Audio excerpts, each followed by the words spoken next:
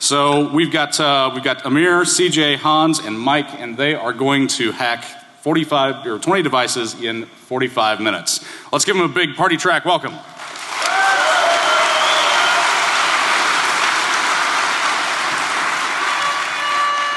Charge! All right, good stuff. Hello everyone, I wanted to welcome you to GTVHacker Presents Hack All the Things, 20 devices in 45 minutes, a GTVHacker production. So who are we? We're GTVHacker. We formed to root the original Google TV in 2010. We've released exploits for every Google TV device since then, plus some others including the Chromecast, Roku, and many more to come today. You guys will really enjoy this presentation. So who are we? The speaking members today that you're going to get to hear from are myself. I work at Accuvant as a research scientist, and I founded the GTVHacker group. There's CJ here. He's a security researcher, group head at a nonprofit. We have Hans Nielsen. He's senior security consultant at Monsanto.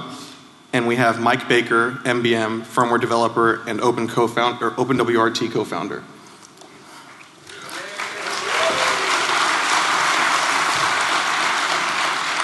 So who are the other members? There's only able to be 4 of us on stage to present, and we have roughly 8 members. We have Gynophage. He's actually running the CTF right now. He's part of LegitBS. We have Sarek, who is the creator of Cydia. We have Kwa Huang, who is a student and has a troubled past, apparently. And we have Tom Dwanger, who goes by TD Wang, and he's our APK reverser and really just handles anything Java. So why do we hack all the things? Well, we own the hardware, why not the software? We also really don't like devices to end up in landfills. When a device hits its end of life, it can be not really useful anymore. It could just essentially kill a device, like in the case of the Logitech review, if any of y'all are familiar with it. We also always aim to make the product better. If we can do anything we can to make the product better, give it more functionality, whatever it is, we do it. And last but not least, we really enjoy the challenge. It's like solving a puzzle. You really you love it when you win. So what takeaways are you going to get today? You've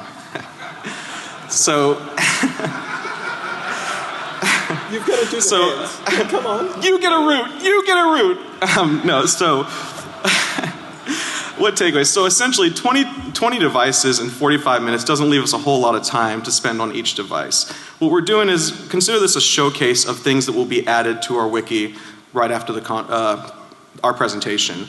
We're going to give technical details, hardware diagrams, everything we can, because it's going to be pretty hard to read and we're not going to give everything a whole lot of time.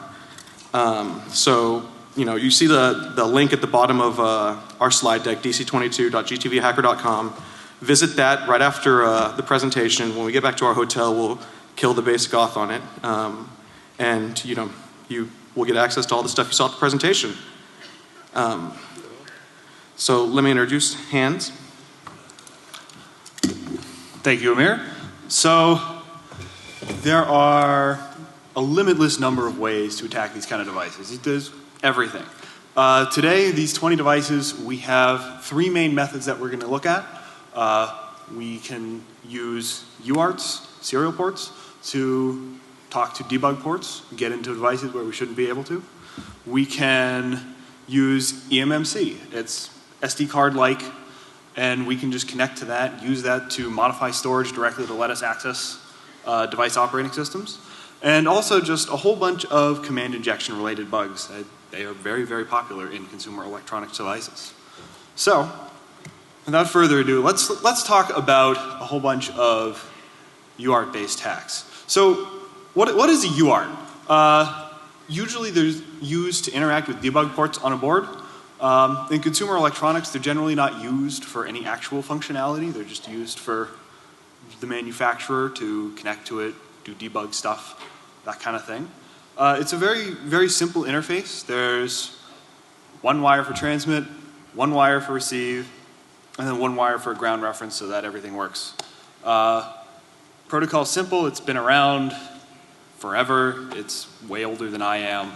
How old are you? I am 27. Thank you for asking. So yeah, it's this great simple protocol that shows up in all kinds of places because it's really convenient to use on these devices. Uses all kinds of different voltage levels. There's the serial port you're familiar with on your computer.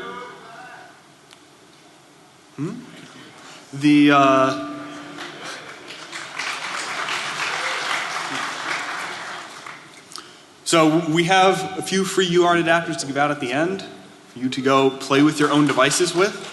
I hope you get as much use out of them as we do. So what do we look for when we're trying to find a UART? Usually they're pretty easy to spot on boards. It consists of 3 or 4 pins, usually in like a line or a little square. You can get an oscilloscope, poke around the board, try and find things that look like they're spitting out data. You can see the waveform. So without further ado, let's get started looking at the actual devices. So the first guy here it's a printer. Okay, so we have this networked all-in-one photo scanner, printer, whatever thing. It's running Linux. Everything runs Linux. So what can we do with this guy here? So if we take a look, here's a board shot. So throughout the presentation, we're going to be showing you board shots along with the place on the board where you can see the ports accessible. So if you look off to the left here, you can see where we've soldered on these 4 wires to a UART port. And you can see it's got that classic, 4 pins in a row arrangement. So right there's our UART. Okay, awesome. So what can we do with that? Well, when we turn the printer on and we have that UART connected, the printer gives us this cool console menu. Okay. It's got useful things like reboot the printer, reset the settings, or run arbitrary shell command. So there we go. We didn't have to do anything. We got the shell there. With that run shell command, we can run whatever command we want, and then we can go have fun playing with our printer. The Belkin Wemo is internet connected wall plug. Basically, you can use your phone to turn things, a light, your coffee maker, on and off. It's been widely exploited by various people, and yeah, it's a tiny fun little device. So pulling this open, a little hard to read there, but off to the left of center, you can see the transmit and receive pins there. And once we hook up a UART to that, what do we get? Well, the internet tells us that, the UART's patched. They fixed that. It turns out that no, they didn't quite get that. So during recovery, you actually have 2 seconds to insert a command. Okay, so what do we do about that? We can just run the single command down here at the bottom. It kills the script that reboots it, and then there you go. We're running as root in recovery. We can do what we want. Cool. So this is a fun little embedded device. It is just a gateway kind of thing that controls smart light bulbs. Kind of like the Philips Hue, if you've seen that. Uses Zigbee. Zigbee is a pretty popular protocol that we've seen in these things. I know there's been lots of great talks about Zigbee here already. So yeah, this thing is kind of fun because it's got a PowerPC. Who uses PowerPC these days? Apple hasn't done that for who knows how long. It provides an SSH server when you run this thing, but we don't have credentials for that. Okay, too bad. What else can we do? UART. So look at the board. You can see those cool little test points down there at the bottom, the red arrows. There's the transmit, there's the receive. It's really fun just trying to find these things because they always just kind of stand out. And you're saying, okay, what is this? And plug in your multimeter, plug in your scope, connect to it and see, is there stuff coming out of here? Can I do anything with it? So cool. We have the UART here. And it has U-boot on it. It has U-boot without any settings changed on it. It's just U-boot. What is U-boot? U-boot is the bootloader that lets us load and run Linux. So we can talk to the bootloader. Now we can do anything. We can reflash the device. We can change the kernel command line. What does changing the kernel command line let us do? When booting Linux, you can provide it with a bunch of options. how much memory does this device have? What port do I want my serial console on? What is the first program I want you to run once you've loaded that file system? So the init argument, you can pass bin sh to that. What does that do? It spawns the shell as root. Cool. Really easy way to get past all of the various other initialization scripts that might lock settings down or not provide consoles. Skips all that, goes right into a root shell, and then we can do whatever it is we want. It turns out that the thing that we wanted to do was crack the root password. So we grabbed that. Password is think green. It's good stuff. The file transporter, another device that came out recently. It's kind of neat. It's basically a cloud NAS, sort of. You have this device, it's got a big old hard drive in it, leave it on your home network, and then through their service, you can connect back to your home device and then access your files. Great. So, pretty standard kind of device. It's running Linux, running ARM, build-root-based user land, which is a fun thing that we haven't seen as much of these days, but build-root's awesome for those of you who have played with the WRT54G back in the day. Lots of fun there. So, pull this thing open. Oh, hey, look at that. They even gave us a header. Often we find that there are headers in devices, but they're not populated. In this case, it was populated. So, again, we have a U-boot shell available, which lets us change the kernel command line again, so we can get that root shell, and then we can do whatever it is we want to with this device, which is awesome. The CoStar LT, it is the successor to the Vizio CoStar, which was a Google TV. This is no longer a Google TV. It's funny, we don't even hack Google TVs anymore, despite being named GTVHacker. So ignore the arrow. The arrow is not actually what you want to look at. You want to look at the little red and white text up to the top left. There you go. There's the classic, 4 pins in a row layout. You can see the receive and transmit there. So this was a fun one, because when we first turned it on, we saw 3 lines of output from the UART. It was basically U-boot saying, hello, okay, here's the kernel. That was it, nothing. Okay, that was weird. At some point we left the flash drive plugged in, and it said, oh, I don't understand the file system on this flash device. Okay, what do we do now? Try FAT32. So, format is FAT32, plug it in, try it. What do we get? Hey, I can't find fs.sys. Okay, that's really suspicious. So, we did a little bit of research into this, and it turns out that fs.sys is a U-boot script image file, which is a file that U-boot will just load and execute arbitrary commands from. Cool. So, we can then use the same tricks we used with the previous U-boot hacks and modify that init argument to the kernel again, and with that we can get root. Along with fs.sys, there's this safekernel.image1. We can use this to actually just boot an entirely different kernel just from a USB flash drive that we plugged in. Awesome. The Staples Connect is just another small home automation hub. It's rebranded OEM hardware. We see a lot of this kind of stuff. It's got Wi-Fi, it's got Zigbee, it's got a USB port for plugging in your hard drives, whatever. What do we have here? Hey look, it's a header. Hey look, there are receive and transmit pins on it. Sweet. What does that get us? Well, it got us a restricted U-boot environment. So, what do we do here? Well, the obvious answer is if we short out pins 29 and 30 on the NAND chip to ground, while it's booting, the U-boot environment that gets read from the NAND gets corrupted.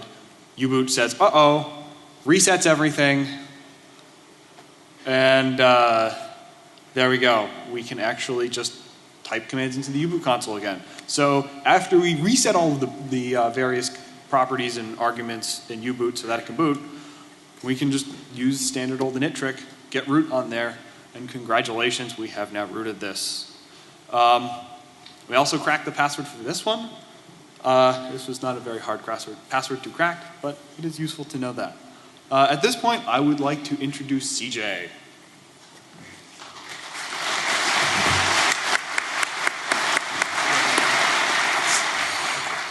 All right, so I'm going to talk to you about EMMC flash. As he pointed out, EMMC flash is it's pretty much an SD card on a chip.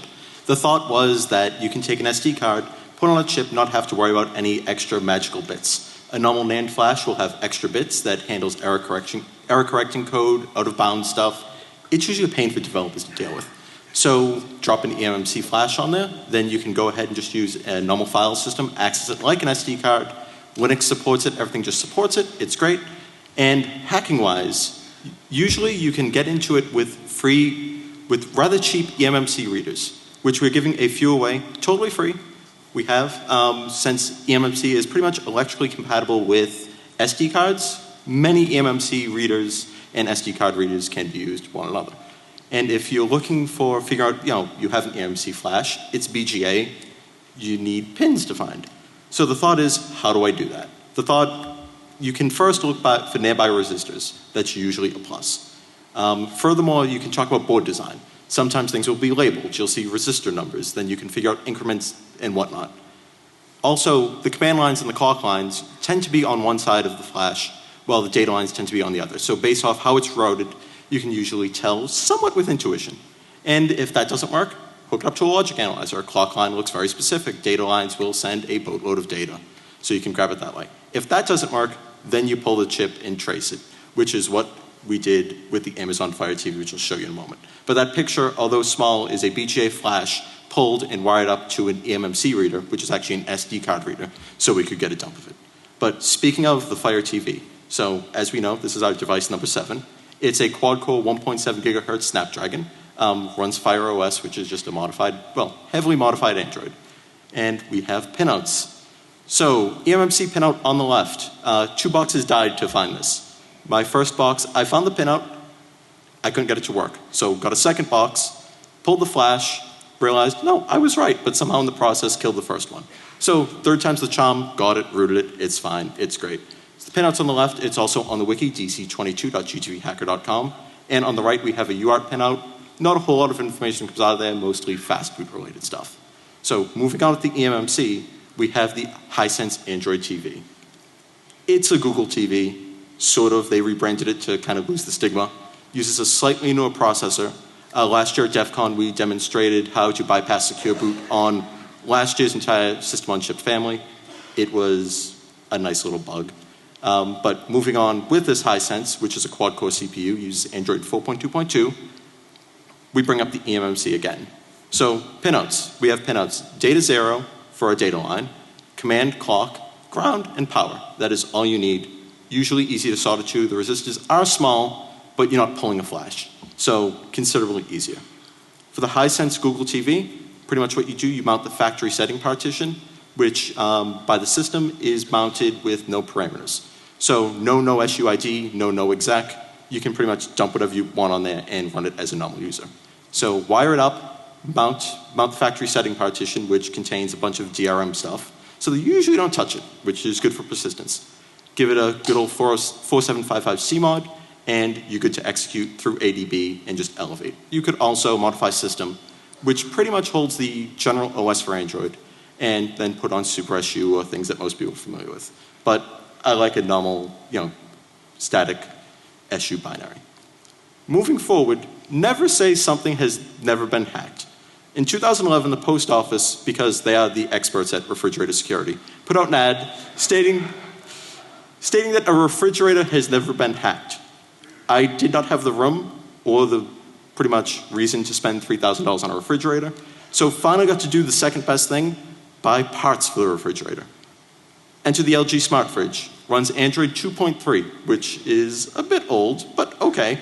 It's the brains of the fridge. It controls ice, compressor, water, pretty much everything. Normal usage, you would use it to track groceries or say, I drank this much water today. It has Wi-Fi, USB, and SD card. So the first thought, pull it open. Here's what it looks like inside, at least parts. Again, big pictures on the wiki. UART, which we actually found second, boots to a root console, but that's no fun. So what we did instead, went through EMMC, you've got to go the hard way. So you go in EMMC, and you pretty much mount system as with the Fire TV. What we did instead was we pushed a normal Android launcher. So when the system boots up, you'll see it a little later. It will pop up and pretty much ask you, what launcher do you want to start? And you just start a normal one, and then you can then run your own apps with relative ease. And again, since the UART already booted to a root console, we ended up finding that RO secure was 0, which pretty much meant that they didn't even try. But now moving on, past some of the hardware stuff into command injection. So, just a heads up, user input cannot be trusted. Do not use shell commands in your code. Again, never ever trust user input. If you do, please at least escape your commands. This counts for system as well, because you see manufacturers, they'll put in an ls and then pull a variable with %s into system and then say I pass into that variable a semicolon reboot semicolon. It will execute ls semicolon reboot semicolon. In Linux, the semicolon pretty much tells it, let's execute a new command. Many times that will happen as root and you can get in. So a perfect demo of that, a series of Vizio smart TVs. The Broadcom 97000 based Yahoo powered smart TV, which is a little old, but it's still widely available, and full array backlit, which I like versus the thin ones, you get better blacks. The smartness could be better, it's again a little old. TV's nice and thick thanks to that full array backlight. So there is a command injection via the Wi-Fi password. If you're setting up Wi-Fi, you go to menu, you go to network, you select Wi-Fi. If you type in these commands, which I'll explain in a moment, you can have root over UART. So pretty much what we do is we take USB UART adapters, which we have some to give away very soon, enter the first command, which makes it a character node. That pretty much tells the kernel where to send the data we want to. Temp GTVHacker, you have a major and a minor that, again, just routes the data properly. Enter that, give it a minute or two, it will error out. Then you enter the large bash command, which pretty much says take all of the input coming across that character device, send it to the shell, and anything coming from the shell, send it to the character device, which is great. Then we have root over USB UART. So that was device 10. Moving on to device 11, the Sony BDP S5100 Blu-ray player. It's a Blu-ray player. It's an MTK 8500 series chipset. It runs Linux, Wi-Fi, Netflix, Voodoo, smart apps, all of that fun stuff. Keep that in mind for a minute. Next up we have the LG BP530 Blu-ray player. It's again a Blu-ray player with the same chipset that runs Linux, Wi-Fi, Netflix, Voodoo. They're pretty similar, and we found that there's actually a bug in these supplied packages from the chipset manufacturer that affects many players, possibly including many more than this. If you put an empty file named voodoo.txt on a FAT32 drive in a folder called voodoo, and also create a file called voodoo.sh in that same folder, add these commands in, which pretty much overlays the password, because we didn't want to crack it this time, just zeroes it out, and a telnet command. You press voodoo with the drive in, you get a telnet shell on the LG player and the Sony player, and many other players with the same chipset, such as the next one, which is the Panasonic BDT230. But that's easy. We found another one on this, just because. So, picture of the board, we have UART, as previously explained, TX, RX ground. That was rather important for us in figuring out this bug, because at times debugging output comes out across those pins that you wouldn't normally see, but we're able to see it that way. There was a command injection in the network folder name. So typing in a command to start a telnet shell, which we only noticed because of the UART, we're then able to inject commands and run them as root. So now I'm going to hand it off to MBM.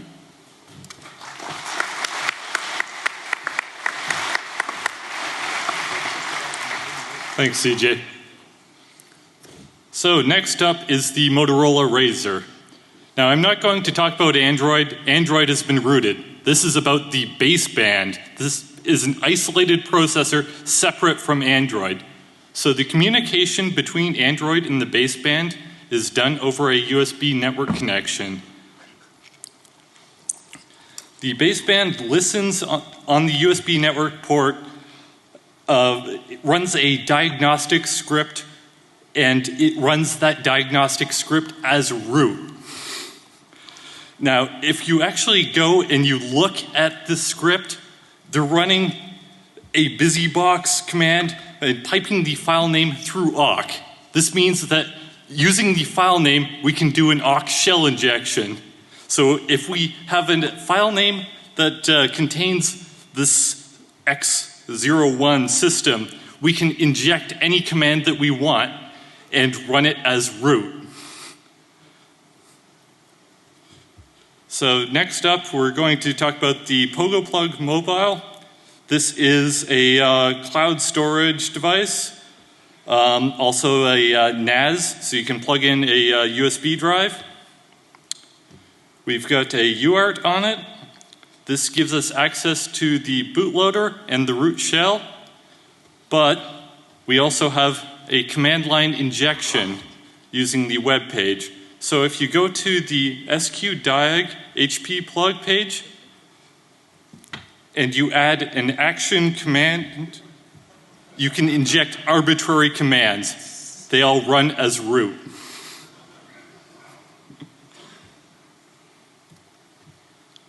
So if we move on to the Netgear push to TV, this is a set-top box. We have the UART pins, and through the UART we can interrupt the bootloader, and through the bootloader we can also control the Linux and run our own commands using the same init injection that was talked about earlier. Now if you happen to miss the bootloader, you can also run commands using the root shell for a few seconds. And we also have command line injection via the web interface. You simply set the nickname of the box and that will be executed as root. So semicolon, whatever. And you can make this persistent if you want. You can mess around with the SPI. You can set the default U-boot environment variables. And set whatever you want to run a U-boot the next boot up. So moving on, we have the Omotello. This is a VoIP router. It's running OpenWRT. And we have a UART again. This is using a console login, but we're talking about command injection. So they already have the SSH running, it's just firewalled by default. So what we need to do is to inject a command to change the firewall rules. And we do this using the web interface. We can inject whatever command we want. And we're going to show you on the next slide the actual command, but we want to point out that the default root password is the !OMAP123. We had a little bit of fun once we got in. We just dumped the password file and started a cracker. By default, the SSH is only available on the LAN, so there's no risk there. So this is the Omotello web interface, and if you look at the arrow there, we're pointing at the command. So if you type in the x.com with the IP tables, you can adjust the IP tables rule. That gives you access to the SSH, and you can use the password that I just gave. So next up we have the Netgear NAS. This is a media device. It's flash based, so everything's an SWF file. This is a secure Broadcom SoC with encrypted updates. So everything on this box is signed. So let's take a quick look at the UART. Again, this gives us access to some things, but we're going to talk about the command line injection via the web interface. So when it downloads an update, the updates are downloaded over HTTP. This is a really bad idea. So if I pull down one of the apps, pull it open, I can inject a malicious symlink and traverse the file system and dump files anywhere on the file system. So if I repack the app, put a man in the middle, and feed it my version of the app using the update, I can drop a root shell. So moving on, we have the Asus Cube. We've already hacked this previously. We had an app available on the Play Store. Unfortunately, Google pulled it. They don't like these apps. So let's talk about how to get back in. If we mount an SMB share, we get the permissions of the SMB share. So all we need to do is set up an SMB share with the SU binary, and we set the SUID bit. We can then ADB into the cube, run the SU binary, and we get root. So now I'm going to hand off to Amir.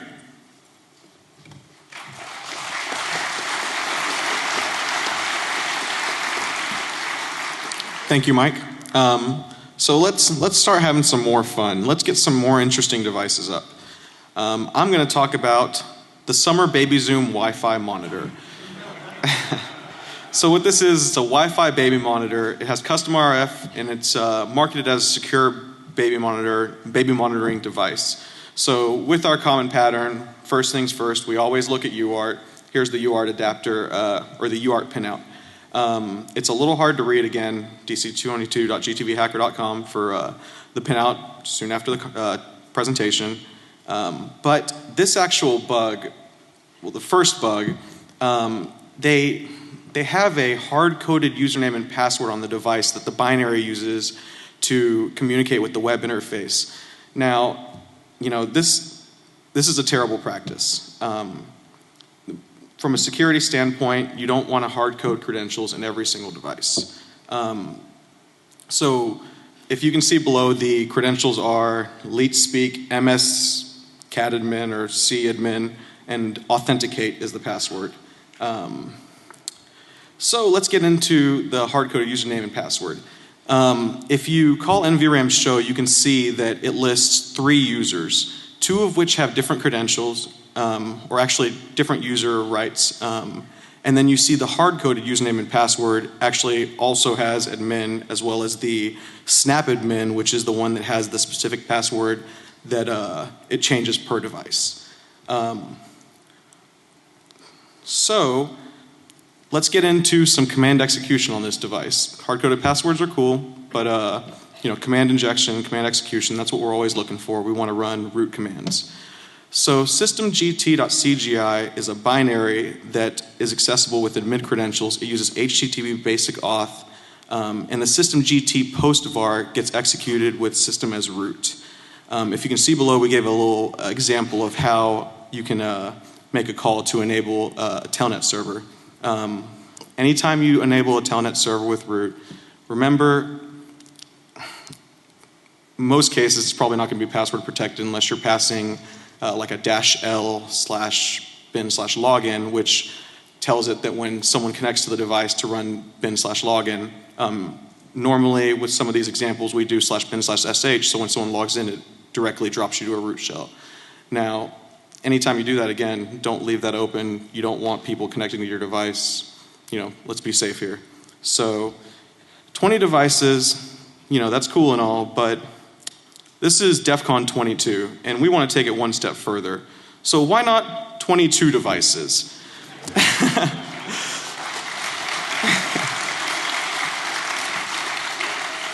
So we figured, and actually this was it was a lot of work to come up with 20 devices to hack, and even more work to get 22 done in the period of time before the conference.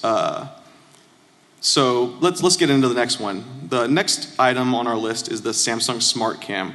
What this is, it's very similar to the Summer Wi-Fi Baby Zoom Pro, but it's just a standalone camera. It doesn't have a handheld RF monitor. It doesn't pan and tilt.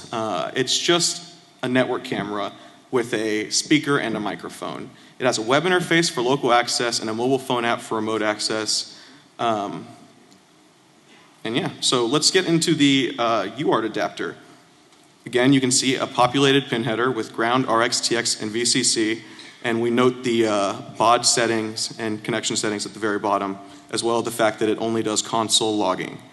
So the pre-auth on this particular device is rather interesting. We found this guy after looking at how they process logins and how they handle creating the original administrator password. When you first set up the device, you're prompted to set up your own administrator password.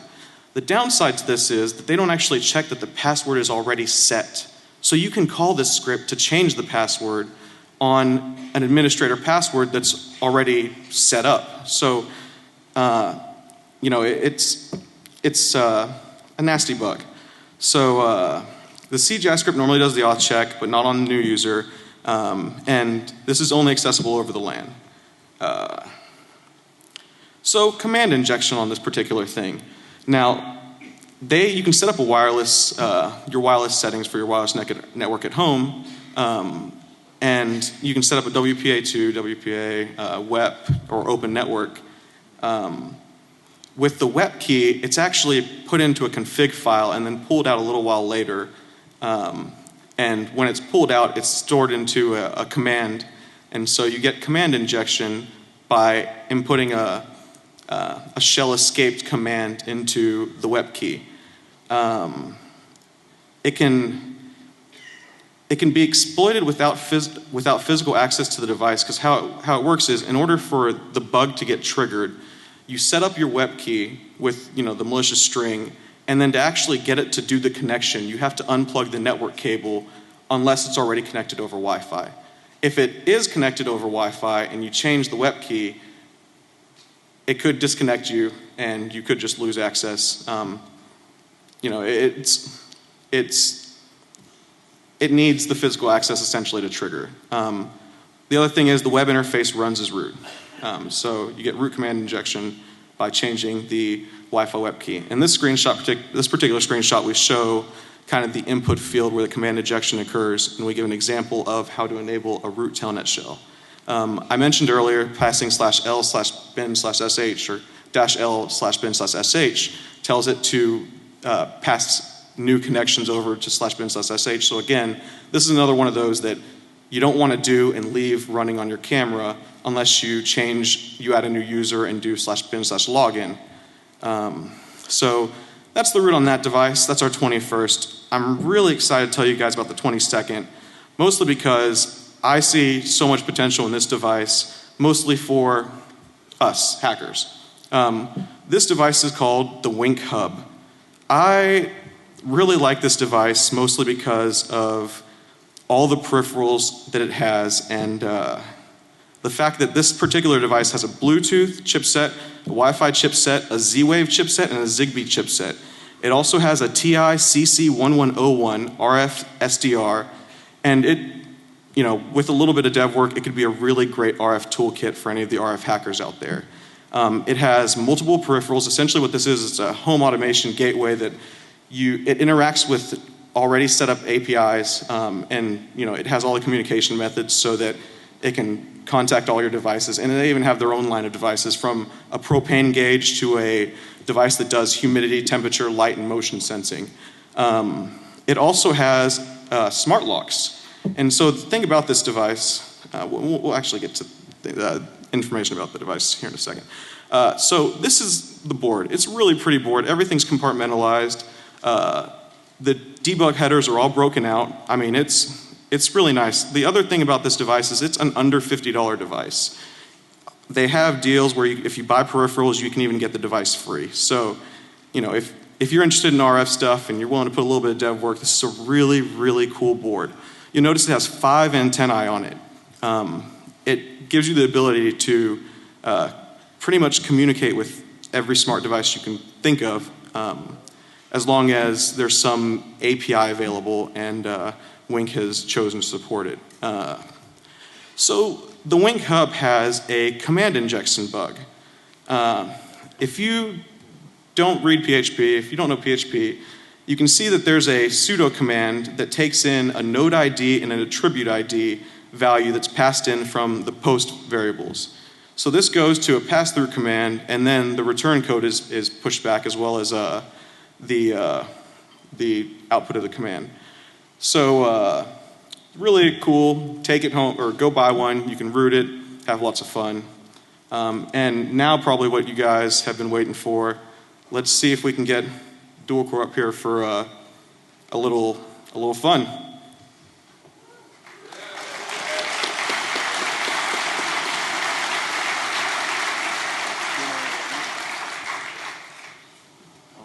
I got it.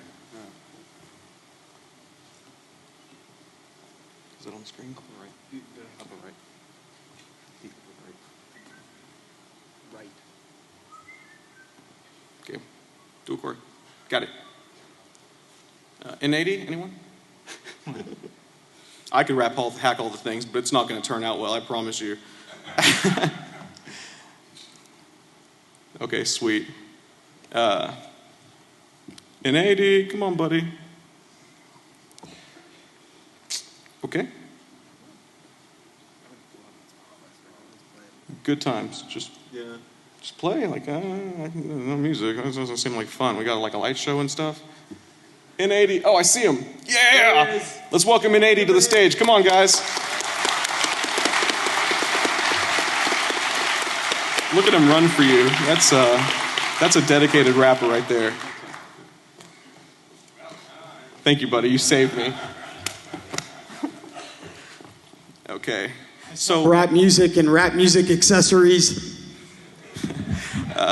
So while he's rapping, we're going to walk around. We're going to hand out some of these UART adapters. We got some dual core CDs. We got a Chromecast we're going to hand out. We got EMMC adapters. We got roughly 100 UART adapters. It's going to be lots of fun. Got some cool lights. Let's have a good time, guys. This is the party track. Let's make it rain.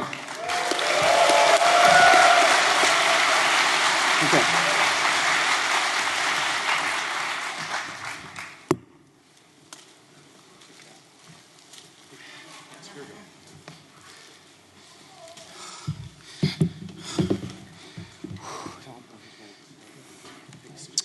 Cool. All right, give me a second. Oh.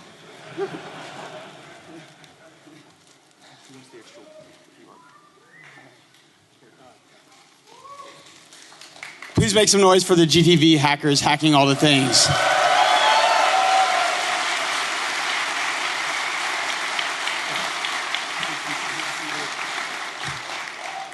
Now, to be honest, that was a cheap ploy for me to try to catch my breath from running over here from the vendor area.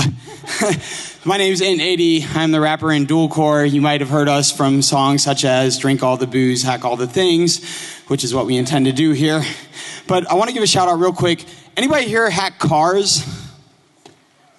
Cool. So a friend of mine published the Car Hacker's Handbook. It's licensed under Creative Commons. You can download it for free online. You can also buy it on Amazon. I have a couple copies with me at my booth in the vendor area. If you hack cars, come talk to me about some cool car hacking shit. Maybe I can hook you up with a copy. Anyways, I'm gonna do some rap music. Probably run out of breath, maybe die. Can I get you guys to like officially DJ like my DJ does and hit the space bar to start the song? Wiki. Okay, you ready for this? You tell me when. All right, we'll count it down. 1, 2, wait, what comes after 2? Not every geek with a Commodore 64 can hack into NASA. So I'm gonna say drink all the booze, you guys yell hack all the things. Yo, even up, settle scores quick. Our disaster recovery requires even more discs. Put your bytes up, prove it or you forfeit. Got my C64 and we blew it into orbit. And Bison with 8 straight perfects. Overload emotions make hate break circuits. In case you heard, it's a name fake service. Optimize our runtime to escape verdicts. Got an integer scope flow that they can't sign. Passing code, didn't sanitize command lines. Landmine. So before they'll see me after, I'm advice dog, courage wolf plus velociraptor. Don't prove we're human unless we really have to. My team builds schemes that destroy and recapture. Hate what they see. Finish this chapter. By the way, we're not any geeks. We hack into NASA. We drink all the booze. Drink all the booze. Drink all the booze. Got this vodka and this Red Bull. They still give me wings. So we drink all the booze. Drink all the booze. Drink all the booze. 0 through 3, we're in every single ring. Yo, I'm just waiting till my BlackBerry dies, cause I'll replace it with the Raspberry Pi. Don't compare to this track, it makes everything they said dull. Neutralize any threat, turn Red Skull to death. No, they killed Virus Red as that we mentioned, but instead they ascended to the VX heavens and reincarnated as live wires. Still inside we hide ciphers and signed device drivers. Which school will we hit next? They didn't learn the format, so we've got a print F. Next step is a chin check. Freestyles that I spit best. I crush internet MCs and rhyme battles. Get your Wi-Fi tackled, hacked by Pineapple. I don't think you'll like my Snapple, cause I popped it with vodka in a cyanide capsule. You guys ready to hack all the things? Here we go. We drink all the booze. Drink all the booze. Drink all the booze. Got this vodka and this Red Bull, they still give me wings, so we drink all the booze. Drink all the booze. Drink all the booze. You know there's going to be security, right? First we drink all the booze, then hack all the things, then backdoor the firmware on anything you bring. Regardless of the hardware, service or encoded, connected to the internet, someone's gonna own it. This is for the pirates and clapping up the sound, attacking from the cloud, then we're back in underground. There's no masking for us now, we pop Tor nodes around the globe, track and hunt you down. Hacked on schedule, added to your calendar, devices online. Here comes another challenger, state infiltrated, so undercover. This is for my comrades who stare into debuggers, trace every buffer. Examining the code flow, haven't been to sleep, better pop another no-dose. I think I'll need a planet size to earn, cause some men just wanna watch the world burn. Your turn. We stay out of jail. Drink all the booze. Drink all the booze. Drink all the booze. Got this vodka and this Red Bull, they still give me wings, so we drink all the booze. Drink all the booze. Drink all the booze. 0 through 3, we're in every single ring. I mean, these servers have more firewalls than the devil's bedroom. Hack all the things. Yes! Make some noise for the GTV hackers, guys.